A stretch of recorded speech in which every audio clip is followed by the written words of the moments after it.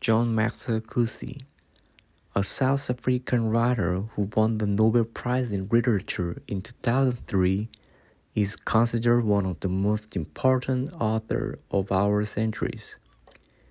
His works often examine important themes like race, violence, colonialism, humanity, and ethics, often challenging readers to think deeply about these issues.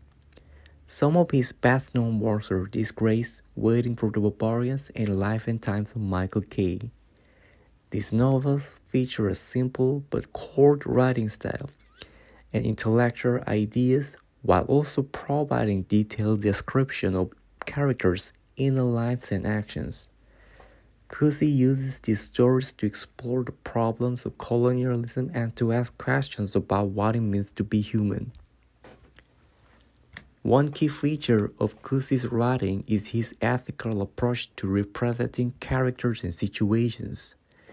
As a white South African man raised in a European humanist tradition, Coetzee's works reflects both the personal and historical moral struggles related to colonialism.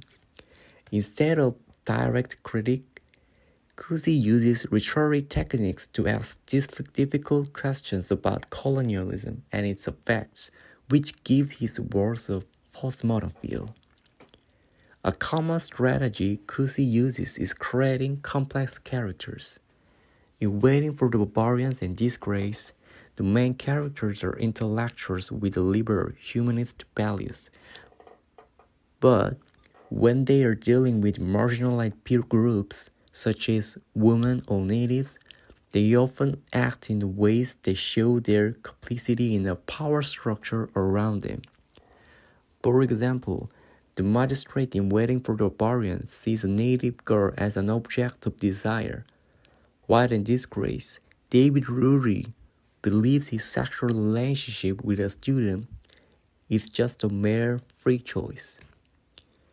Through characters like this, Coetzee shows that the lines between the powerful and the powerless are not always clear and can depend on the situation, shedding light on both the personal morality of the colonizer and the collective corruption of colonial history.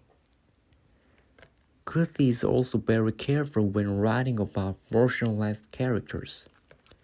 For example, Friday in Fall has his tongue cut out, and Michael in Life and Times of Michael K. is also often silent. These characters communicate in other ways, like through their actions or gestures instead of speaking. In Life and Times of Michael K., Coetzee contrasts Michael's quiet existence with Western-educated characters like military doctors, to show this Western perspective can never fully understand the lives of marginalized people.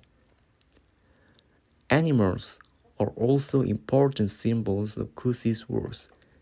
In Life and Times of Michael K., the main character compared himself to a lizard or a termite, feeling more connected to these creatures than to people.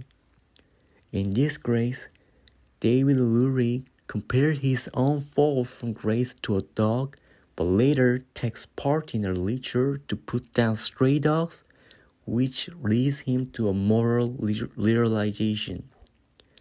By comparing people to animals, Coetzee challenged the traditional view that humans are superior and forces us to think about the relationship between humans and animals in a different perspective. Finally, Coetzee's works often have an allegorical, fable-like quality. In Waiting for the Barbarians and Life and Times of Michael K., the stories go beyond just criticizing colonialism in South Africa and ask broader questions about oppression and treatment of marginalized people. This universal message makes his work timeless, allowing readers to reflect on these issues no matter when or where they are living. Finally, by using complex characters, alternative ways of telling stories like silence and body language, animal symbolism, and allegorical narratives. Coetzee does more than just criticize the history of colonialism. His unique writing style and techniques challenge us to think about human experience in a different way and push beyond Western ideas about power, ethics, and what it means to be human.